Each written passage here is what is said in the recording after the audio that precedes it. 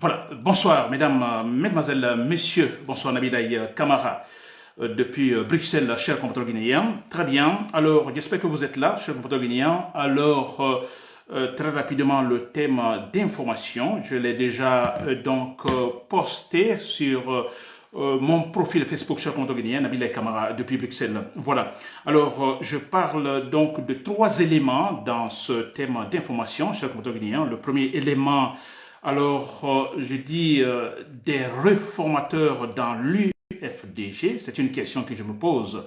Des réformateurs dans l'UFDG, voilà, ça ce sera le premier élément. Le deuxième, je parlerai tout simplement de Sekouba Konaté, si je ne me trompe pas, oui. Je parlerai de Sekouba Konaté, un discours de franc-parler de Sekouba Konaté. Sekouba Konaté, vous le savez, c'est l'ancien président de la transition de 2010. Ensuite, je parlerai de Aliou Ba. Attendez, si je ne me trompe pas sur les titres, Aliou Ba.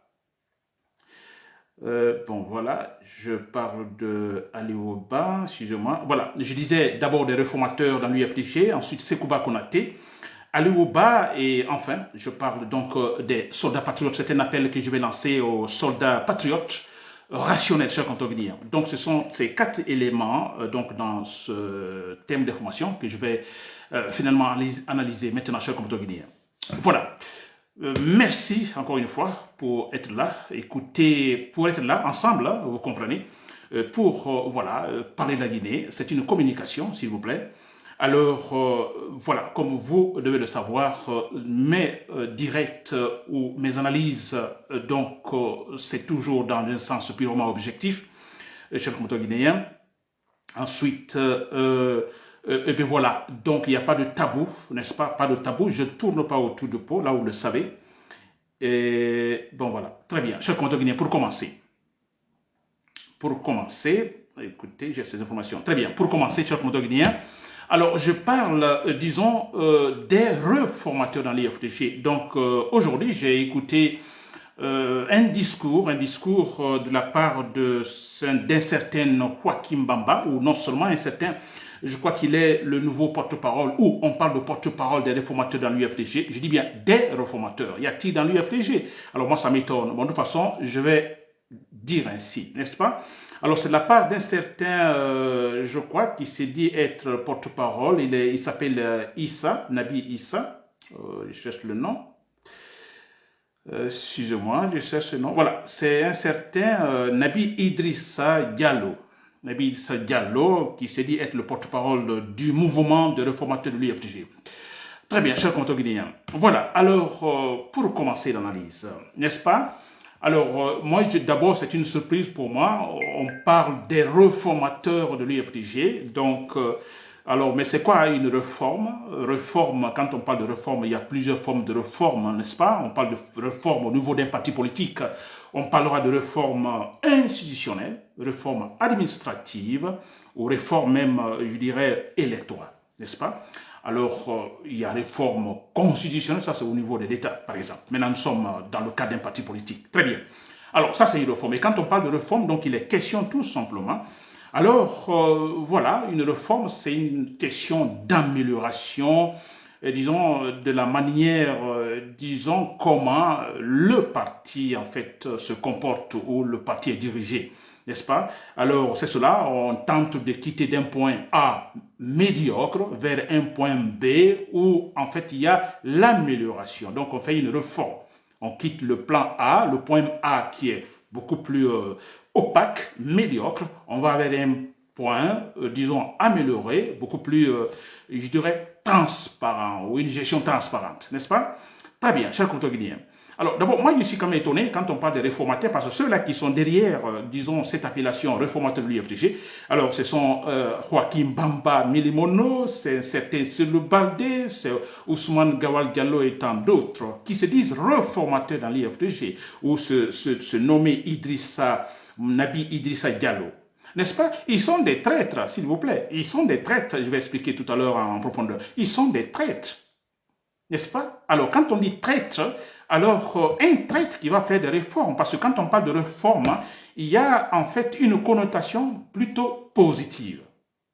Quand on parle de réforme, franchement, ça a une connotation positive. On a l'impression, en fait, c'est le bien. Le bien pour l'institution, le bien pour la formation politique. Vous imaginez? Alors, quand on dit traite, ça a une connotation purement négative. Alors, on a des traites avec la connotation négative qui vont essayer de faire des réformes, s'il vous plaît, réformes qui a une connotation positive. Est-ce possible? C'est impossible. C'est impossible, s'il vous plaît.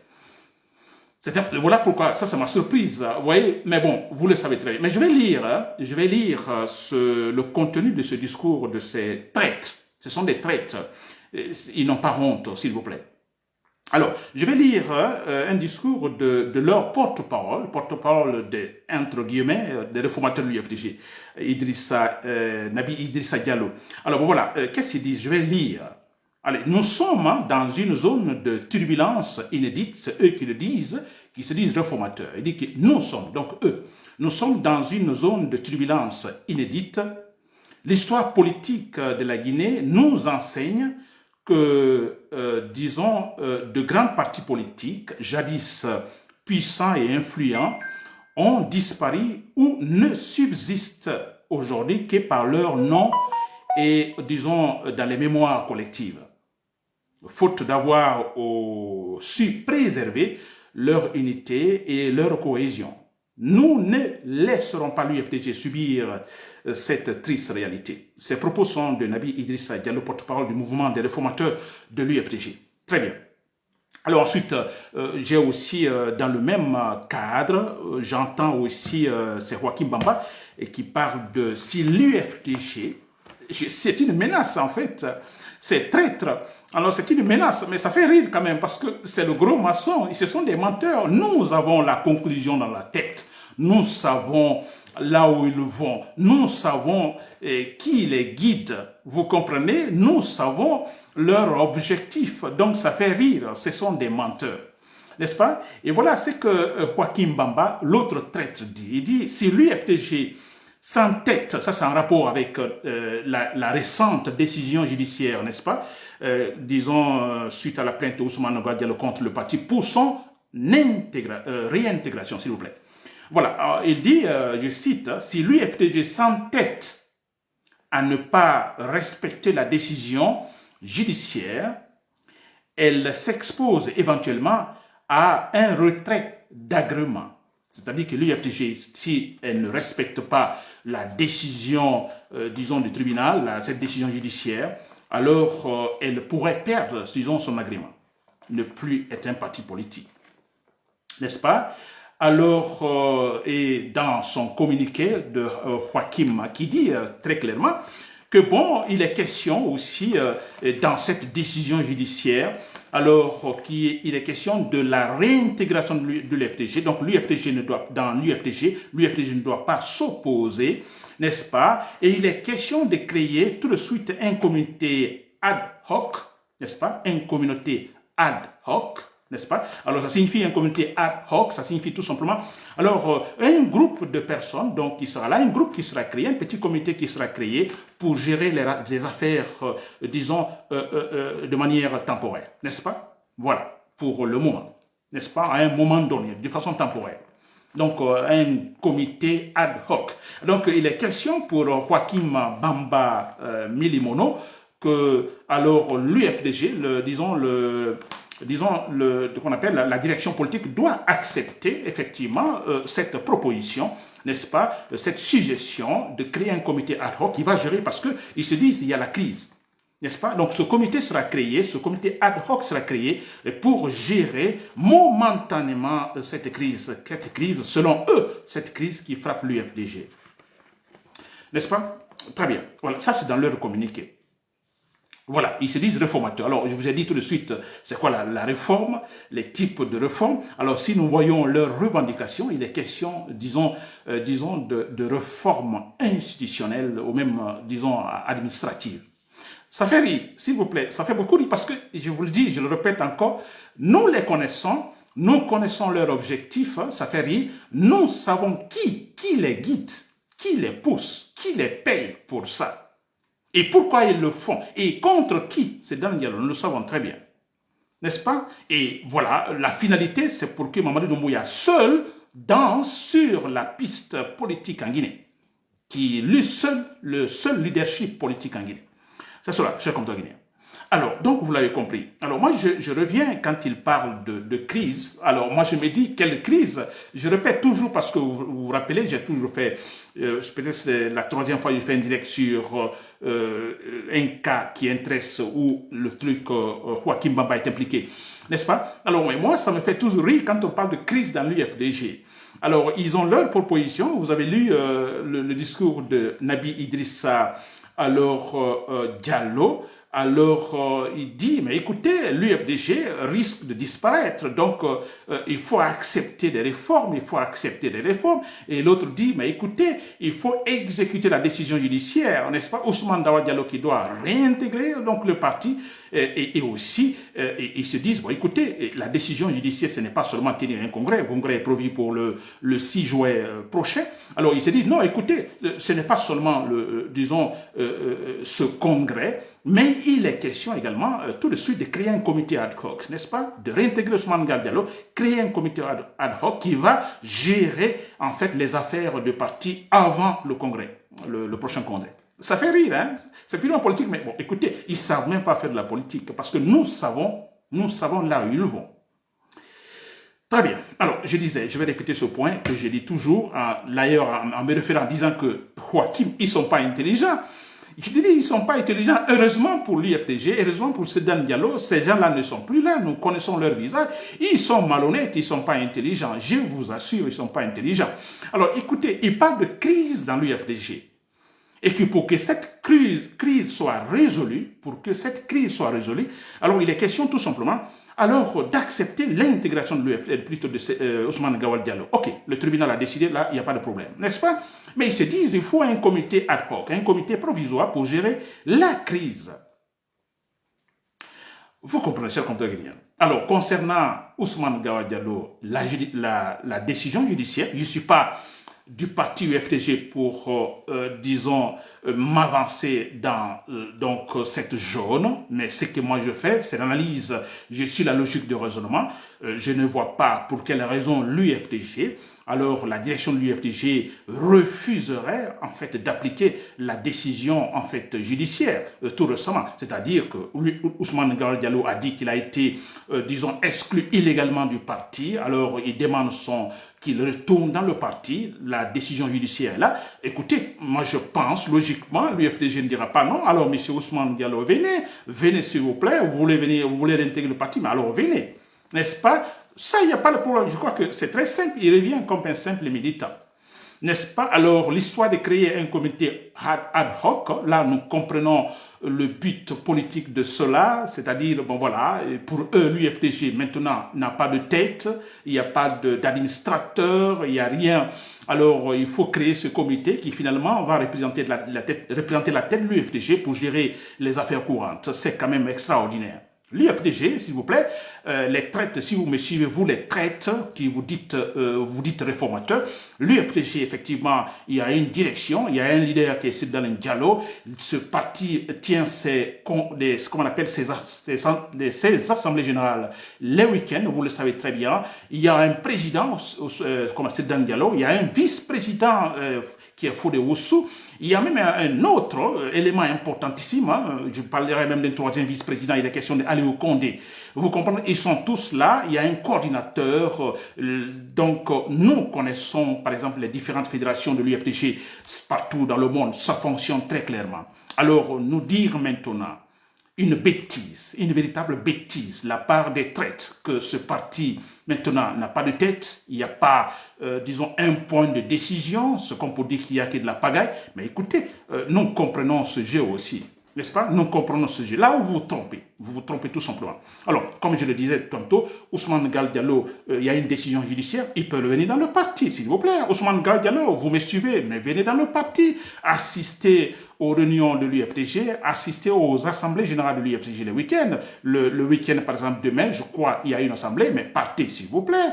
Il n'y a aucun problème. N'est-ce pas, Joaquin? Alors, l'UFDG ne perdra pas son agrément pour ça. Qu'il revienne, il revient, il n'y a pas de problème. N'est-ce pas? Voilà. Ensuite, bon, concernant la crise, il y a une crise, bien sûr, il y a crise dans l'UFDG.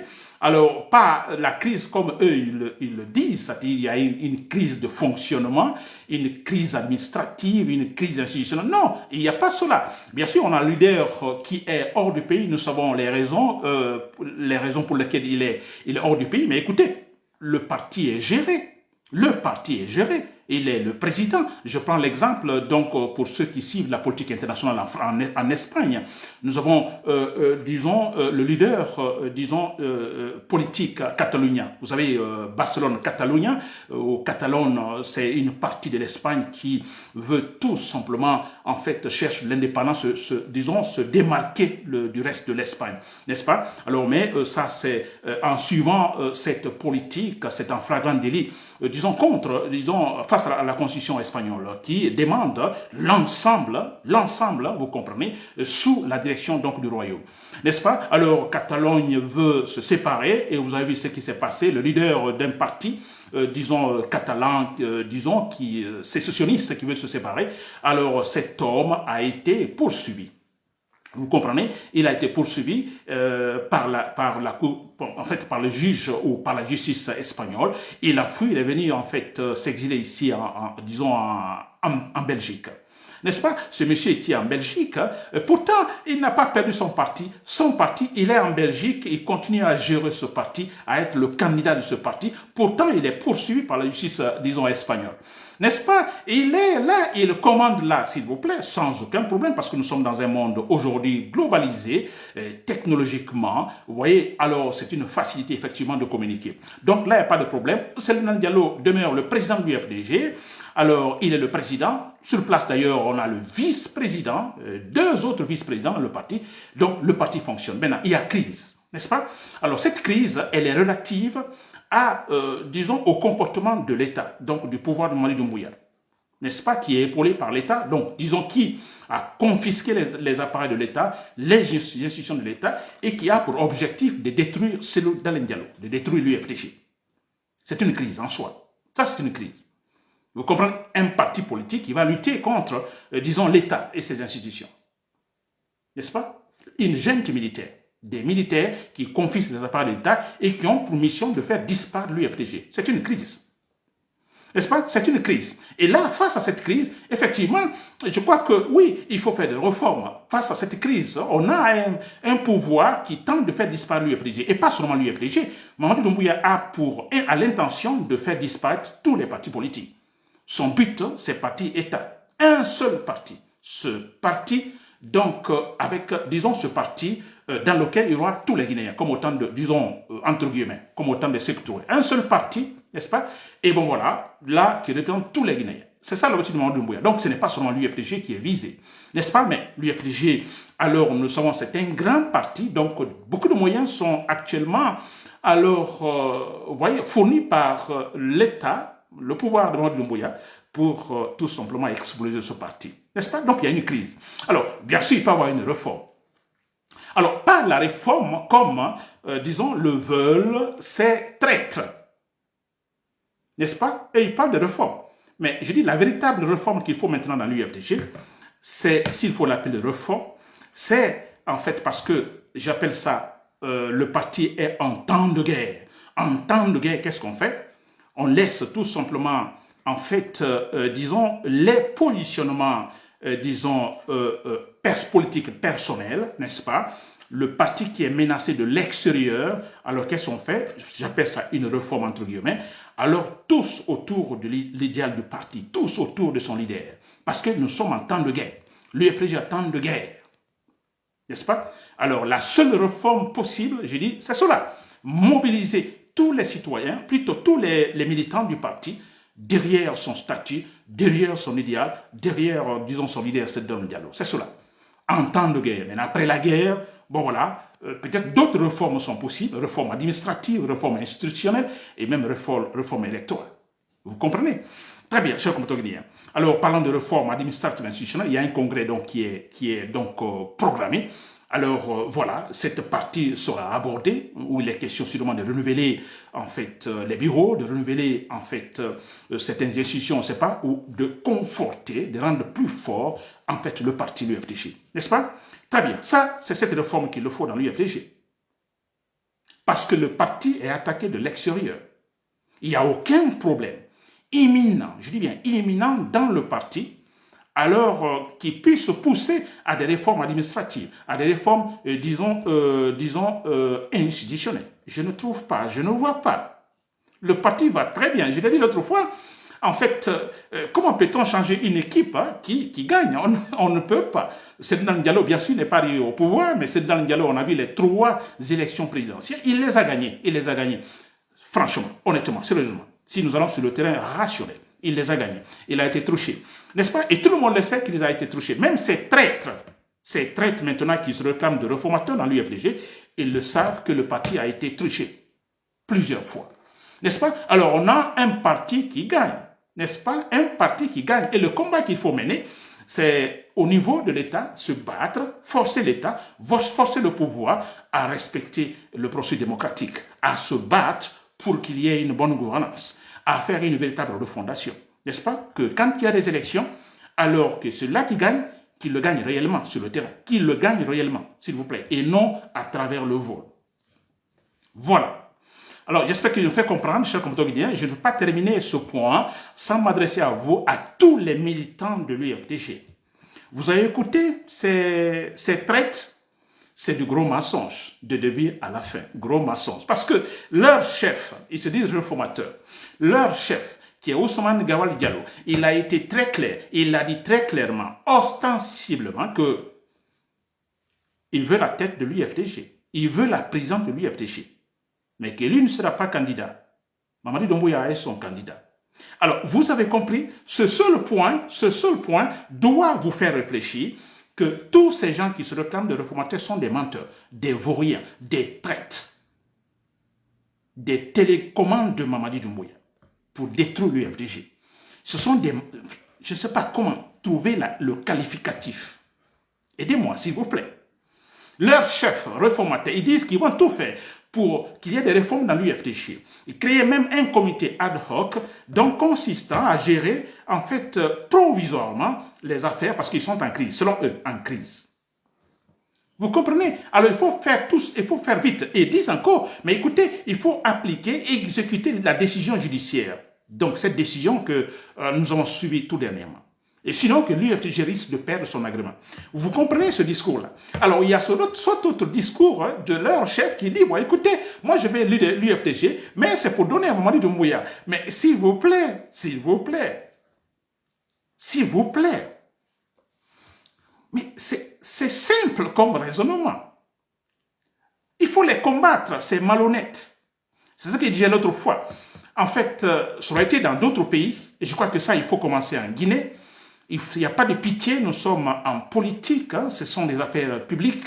Et s'il vous plaît, ils ont tué pas mal de gens, ces traites n'ont pas honte. Combien de militants de l'UFDG ont été tués pour la politique par Alpha Condé et maintenant par Mamadi Doumbouya? Combien de gens ont été tués? Ces gens-là, ils n'ont pas honte. Ils n'ont pas honte. C'est pourquoi je me dis, nous devons finalement rentrer dans cette autre catégorie de combat ou cette autre forme de combat, éliminer physiquement ces traites, s'il vous plaît, à travers des attentats ou des attaques personnelles. Nous les abattons maintenant, c'est pour la politique. Il y a combien qui sont morts et combien vont mourir après? Mais c'est vrai, vous avez vu, Mamadi Doumbouya, c'est la force physique. Il y a eu des morts, il y a des morts et il y aura encore des morts. N'est-ce pas? Donc, il n'y a pas de pitié, s'il vous plaît. Il n'y a pas de pitié, nous sommes en politique. N'est-ce pas? Il est question de préparer un avenir, je dirais, politique positif en Guinée. Une Guinée qui sera dotée d'une véritable structure politique solide et consolidée, transparente, s'il vous plaît. C'est cela. Et pour l'avoir, partout dans le monde où il y a aujourd'hui les grandes démocraties, ils sont arrivés là où ils sont aujourd'hui, où tout est politiquement stable, mais c'est à travers de véritables combats, des efforts fournis. Et pourquoi pas, nous en Guinée, des traits qui nous retardent. Ils sont dans le mensonge total, dans le déni total, mais c'est extraordinaire. Je disais l'autre fois qu'un même un collégien, je dis bien un collégien, qui essaye d'écouter ces gens, il les comprend tout de suite et il se mettra dans un état second. Il est question, je dis bien, il est question, ces traites, comme se nommer Joaquim Bamba, Je dis bien, il faut que nous rentrions dans cette situation, cette forme de combat, les éliminer un à un, physiquement. Joaquim Bamba, Ousmane Gawal Diallo, Selou Balde et qui d'autres, tous, un à un, nous les éliminons physiquement. On dira c'est méchant Nabil Kamara. Oui, écoutez, moi Nabil Kamara, je vais passer. Beaucoup étaient là, ils sont battus pour la Guinée, ils sont partis. Je vais partir aussi, hein. Nous allons passer s'il vous plaît. Mais le plus important, moi peut-être dans ma tombe là-bas, si je devais me réveiller, la question que je poserais, comment est l'état de la Guinée? Sommes-nous finalement dans une Guinée avec une structure politique solide et consolidée? Et puis me retourner dans la tombe, s'il vous plaît. C'est cela. N'est-ce pas? Pas de pitié, chers compatriotes. Voilà, j'en ai fini pour ce point. Voilà, le deuxième point, en fait, il est question de Sekouba Konaté. Alors, je dis Sekouba Konaté. Alors, un véritable discours de franc-parler de sa part. Vous avez suivi, en fait, son discours, j'ai fait passer tout à l'heure. Donc, vous pouvez trouver également sur mon profil Facebook. N'est-ce pas? Sekouba Konaté. Alors, dans ce discours, il y a deux éléments importantissimes, n'est-ce pas? Alors, ce discours qui date, disons, au temps de Alpha Condé, je crois que c'est en 2018-2019, n'est-ce pas? De toute façon, avant la fameuse réforme constitutionnelle de Alpha Condé, constitution sur mesure, réforme sur mesure, n'est-ce pas? Il a donné ce discours. Alors, il dit tout simplement, il parle d'abord de l'UFDG. Il dit que s'est-il passé? Je dis, ça vaut pour aujourd'hui son discours, qui date de longtemps, n'est-ce pas? Mais qui vaut encore aujourd'hui, qui a son importance aujourd'hui, n'est-ce pas? Voilà. Alors, il dit écoutez, qu'au temps d'Alpha Condé a donné 1 million, je ne sais pas vrai ou non, mais de toute façon, voilà, il y a eu un deal, de toute façon, mais lui, il est dit, c'est l'ancien président, disons, de la transition de 2020. Lui qui a organisé, voilà, les élections en 2010, s'il vous plaît. Élections après laquelle Alpha Condé est donc venu à la présidence, n'est-ce pas? Alors, il est très clair, il dit, au temps d'Alpha Condé a donné 1 million d'euros à aller plutôt à Baouri, l'actuel, entre guillemets, Premier ministre, parce que pour moi, le gouvernement n'existe pas, il n'y a pas Premier ministre, il n'y a pas ministre, il n'y a pas président, n'est-ce pas? Mais voilà, pour me faire comprendre. Alors, l'actuel Premier ministre, Baouri. 1 million à Baouri, juste pour aller détruire l'UFDG. Il y a eu un deal. Vous vous rappelez, Baouri qui était à Paris, qui était en exil à Paris, Alpha Condé, président de la République, s'est déplacé, il est venu à Paris voir Baouri, un tête-à-tête avec Baouri. Alors, 1 million d'euros, combien, je ne sais pas, mais Sekouba Konaté dit 1 million d'euros. Voilà, nous arrêtons là. Pour détruire l'UFDG. Et qu'est-ce qu'il dit, Sekouba Konaté, à la fin? Il dit, a-t-il pu détruire l'UFDG? Il a reçu 1 million d'euros, n'est-ce pas, d'aller détruire l'UFDG. A-t-il pu? Il n'a pas pu. C'était en vain. C'est Sekouba Konaté qui le dit. N'est-ce pas? Je crois que ce point est très important pour ces traîtres maintenant, pour Ousmane Gawal Diallo et tant d'autres, tous ces gens sous ces traîtres, ce point est important. Parce que actuellement, alors la même chose qu'au temps d'Alpha Condé, on a un pouvoir finalement qui délègue tous ces traîtres, qui a pêché les traîtres de l'UFDG, qui leur donne beaucoup d'argent, beaucoup de moyens pour aller détruire l'UFDG. Je crois que le message de Sekouba Konaté est, disons, est très important. Ça pourra leur servir. N'est-ce pas? Et dans le même message de Sekouba Konaté, il a dit très clairement que, alors écoutez, il parle de, disons, de comportement politique, n'est-ce pas? Le mensonge. N'est-ce pas? Au temps d'Alpha Condé, vous avez vu, beaucoup de mensonges, beaucoup de mensonges.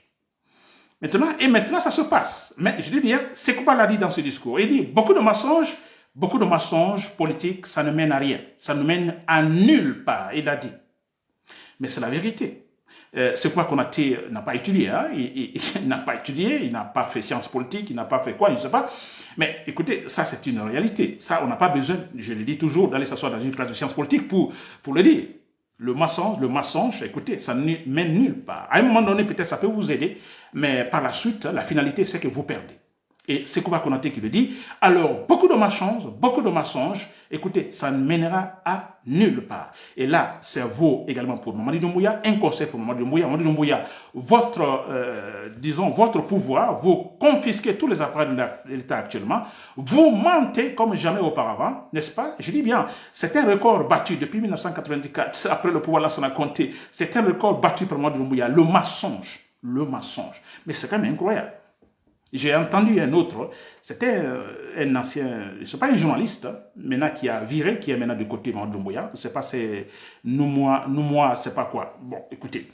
Et qu'est-ce qu'il dit? Il a fait un écrit, d'abord mal écrit, c'est un journaliste. Hein. Alors, il jette des fleurs sur Amara Kamara. Alors, il dit qu'Amara Kamara, finalement, a atteint ce point culminant de la réussite politique de l'État, au niveau de l'État. Incroyable. Camara, avec le temps, le gars finalement, alors il s'est battu, il s'est en fait retrouvé. Il a pu se reconstituer, il a pu se structurer comme un véritable homme d'État. Ça, c'est des fleurs. Il cherche la place. Alors, pourquoi? Alors, il se base sur 2 points, s'il vous plaît, sur 2 points pour donner un tel jugement. Il dit, d'une part, que, bon, écoutez, que c'est par rapport à ce malentendu entre Baouri, vous vous rappelez Baouri qui a parlé des élections cette année, que Amara Kamara, quelques temps après, est venu pour démentir. Alors, et ce journaliste, ce fameux journaliste dit, bon écoutez, vous voyez cette manière subtile, alors, de remettre Baouri, disons, à sa place, s'il vous plaît. N'est-ce pas? Voilà. Et directement, il conclut que, bon voilà, finalement, il a la carrure d'un véritable homme d'État. Alors l'autre élément argumentatif de sa part, ce journaliste s'est dit, bon écoutez, c'était pendant, je ne sais pas, une cérémonie où Amara Kamara a été invité, n'est-ce pas, cérémonie, je ne sais pas, c'était une rencontre musicale où il y avait alors quelques chanteurs guinéens, n'est-ce pas? Alors que pendant cette cérémonie où il était question que Amara Kamara, qui a eu une tentative pour qu'Amara Kamara se lève pour danser, n'est-ce pas, mais qu'il a trouvé un moyen, n'est-ce pas, une sorte de subterfuge pour pouvoir, vous comprenez, voilà, écarter cette possibilité, c'est-à-dire venir danser sur la piste, parce que si jamais il venait danser sur la piste, que cela pourrait alors créer une certaine voilà, tension ou c'est les réseaux sociaux qui allaient en parler. N'est-ce pas? Alors, le journaliste conclut, bon, écoutez, c'est un homme d'État. Il a gagné, il a pu se structurer. C'est incroyable. Vous avez vu beaucoup de mensonges pour rejoindre Sekouba Konaté. Beaucoup de mensonges. Là, on n'en parle même pas. Maurice Sanda, là, écoutez, c'est plein. N'est-ce pas? Alors, voilà. Donc, pour conclure sur ce côté sur Sekouba Konaté, je crois que c'est très bien. 2 messages. L'un pour les traites de l'UFDG, c'est très important, n'est-ce pas? Alors, Baouri qui reçoit 1 million d'euros pour détruire l'UFDG, finalement, il a échoué.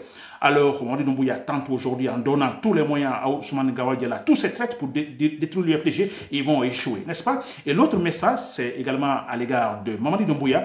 Trop de mensonges, écoutez, ça ne mène nulle part. Très bien. Alors, j'ai un autre élément, cher compteur guinéen, c'est alors l'autre titre, je vais parler de Ali Ouba. C'est ça. Alors, il est question de Ali Ouba. Alors, Ali Ouba, vous le savez, ce grand patriote, ce grand politicien, c'est vrai, il est en prison, illégalement, en fait, alors gardé là. Vous avez compris, tout récemment, on a vu donc son jugement en appel. Finalement, voilà, le juge donc en appel a retenu la première sentence, 2 années de prison. N'est-ce pas?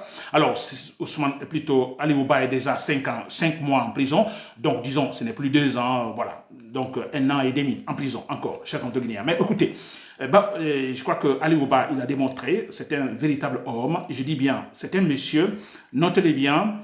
Alors, il a un avenir, disons, radieux. Ça, c'est sûr. C'est sûr que cet homme, alors, Ali Ouba, si vous m'écoutez, alors, il est clair que demain, vous serez tout simplement réclamé. Ça, c'est clair et net. Alors, quand je vois un certain Ousmane Sonko de Sénégal. Ça, c'est vrai. N'est-ce pas? Très courageux. Alors, vous savez pourquoi Ali Ouba a été encore, disons, la sentence en première instance a été confirmée, 2 années en prison? Je vous le dis. Parce qu'ils ont tout fait pour convaincre le monsieur, n'est-ce pas? Entre les différents, vous voyez, jugements, n'est-ce pas? Appels. Ils ont tout fait pour également alors le convaincre, c'est-à-dire d'accepter, non seulement accepter quoi, il y a un deal, c'est un deal qui était là, donc d'accepter et tout simplement de renoncer à tout. Il renonce à tout, donc ça veut dire politiquement parlant, il renonce à tout et il rejoint le parti, en fait le pouvoir, même pas rejoindre le pouvoir, mais voilà, qu'il n'y ait plus de critiques à l'égard, donc contre Mamadi Doumbouya, contre la junte militaire. n'est-ce pas? Alors, chose que, logiquement, ce monsieur ne peut pas accepter. C'est un homme fort, parce que c'est rare des Guinéens aujourd'hui. Voilà, on a connu beaucoup qui étaient en prison, qui finalement ont été amadoués, la manière, et finalement, ils ont abandonné tout, ils ont rejoint le pouvoir. Ali Ouba refuse. Il refuse, ça c'est historique, cher compatriotes guinéens. N'est-ce pas? 1 année et demie en prison, écoutez, c'est beaucoup, hein? C'est beaucoup, mais aussi politiquement, ce n'est pas beaucoup. Le monsieur va sortir, et pourquoi il va sortir? Quand il sort, ce sera important, parce que là, il sortira plutôt, disons, reconforté. N'est-ce pas? Il a refusé des deals, il a refusé des propositions, et ça veut dire que quand il va sortir, il continuera effectivement à mener sa lutte politique. N'est-ce pas? Comme il le fait toujours.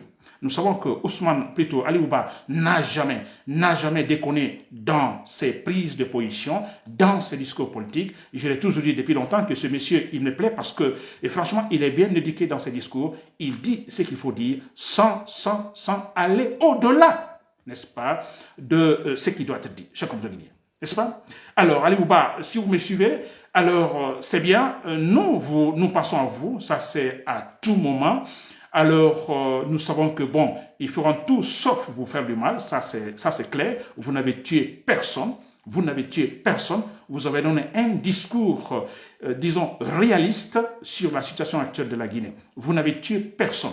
Et écoutez, et aussi, vous n'avez pas, si nous voyons, vous n'avez pas d'antécédent, c'est vrai, parce qu'en principe, le juge aurait, disons, tenu compte de ce fait. Ok, vous dites qu'il a parlé mal à Mamadi Doumbouya, mais est-ce que c'est un comportement habituel, ce Ali Ouba? Est-ce qu'il a déjà tenu de tels... En fait, il s'est déjà comporté de telle façon antérieurement, 1 fois, 2 fois, 3 fois. Non. Donc, l'antécédent, en voyant son cas judiciaire totalement, voilà, vide, vous comprenez. Mais bon, voilà, ils n'ont pas tenu compte de ça. Et puis voilà, et sans respecter également l'esprit de la loi, parce que ce monsieur devait être sanctionné, disons, parce que nous savons qu'il n'a rien dit de grave à l'égard de Mamadi Doumbouya, mais si nous mettons dans leur argumentation, ok, vous dites qu'il a offensé Mamadi Doumbouya, mais écoutez, dans ce cas, nous appliquons la loi. La loi, c'est quoi? C'est payer une amende, pas être enfermé, s'il vous plaît. Chers compatriotes guinéens. N'est-ce pas? Très bien. Je passe donc au dernier élément. Le dernier élément, donc là, vous le savez, ça m'est très cher. Mon appel, disons, à l'armée guinéenne, à tous les militaires patriotes. Beaucoup disent, Nabil et Kamara, écoutez, on n'a pas ces militaires, ils ne sont pas patriotes, ils ne sont pas rationnels. Écoutez, c'est partout dans le monde. Les coups d'État, disons, ça surprend. N'est-ce pas? Les coups d'État, ça surprend. Alors d'ailleurs, comme moi je dis tous les jours, coup d'État militaire, alors il faut passer par une action sporadique. Certains me disent, Nabil Kamara, mais écoutez, vous êtes en train de les alerter. Ne le dites pas, ne le dites pas. Vous comprenez? Mais non, je crois que j'ai ma logique, j'ai aussi, disons, une sorte d'astuce, non? Quand je le dis, c'est ce que je fais. Parce que regardez Mamadi Doumbouya aujourd'hui, quand il sort, il est accompagné par beaucoup de militaires parce qu'il a peur. N'est-ce pas? Il a peur. C'est pourquoi il faut toujours parler de cela. Et en disant tous les jours coup d'État militaire, action sporadique, ça rentre aussi dans les oreilles des militaires et qui finalement, parce que, écoutez, on est des êtres humains, n'est-ce pas, dotés d'intelligence, disons, donc il peut arriver à un moment donné qu'on se comporte très mal et finalement, arriver à un moment donné, on se dit, écoutez, nous exagérons. Et dès qu'on se pose la question, ah, je suis en train d'exagérer. Et là, vous venez de mettre, n'est-ce pas, une première brique vers le comportement rationnel. En se posant la question, ah, je suis en train d'exagérer. Donc, j'espère que les militaires dans l'armée guinéenne, donc ces militaires qui aujourd'hui peut-être suivent bêtement Mamadi Doumbouya, qu'arrive à un moment donné, ils se poseront la question, mais est-ce que nous ne exagérons pas? N'est-ce pas? Et là, ce sera le début, comme je l'ai dit, le début du comportement rationnel, chers compatriotes guinéens. Voilà, donc il n'y a pas de pitié, chers compatriotes dans l'armée, il est question d'éliminer Mamadi Doumbouya. N'est-ce pas? C'est le sauvage. On n'a jamais vu un sauvage ainsi. Il est plus sauvage que Sékou Touré. Sékou Touré n'était pas un sauvage. Sékou Touré était un politicien et en tenant compte de son contexte révolutionnaire, donc quand on choisit, disons, la politique, la doctrine socialiste, alors évidemment, logiquement, il faut tuer parce qu'il est question d'un seul parti politique, il est question d'un parti État. Donc il est question que tout le monde pense comme vous et ce qui est impossible. Donc, logiquement, vous allez tuer. Mamadi Doumbouya était un barbare. Il faut l'éliminer physiquement, chers compatriotes guinéens.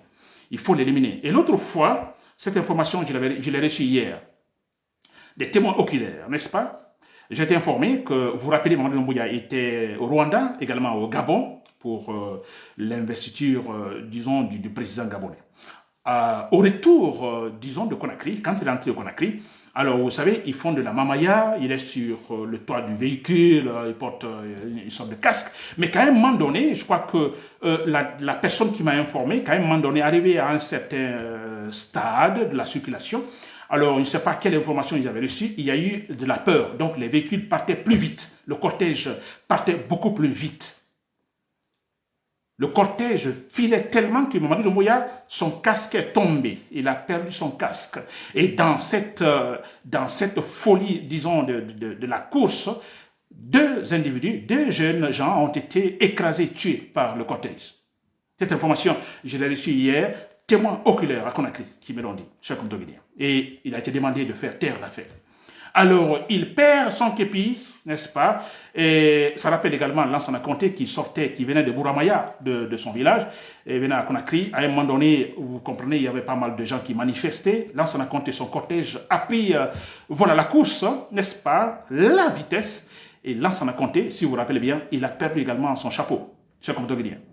Alors, cher compatriotes guinéens, je ne suis pas, donc, je ne sais pas comment je peux dire ça, irrationnel, je suis tout simplement rationnel, mais en Guinée, on considère également pas mal d'actions irrationnelles. Lansana Conté perda son chapeau pendant qu'il filait. Mamadou Doumbouya vient de perdre sa casquette pendant qu'il filait, n'est-ce pas, de peur. Alors, voilà. La suite, vous pouvez imaginer, chers compatriotes guinéens. C'était Nabil Kamara, depuis Bruxelles. Merci pour l'écoute et bon week-end.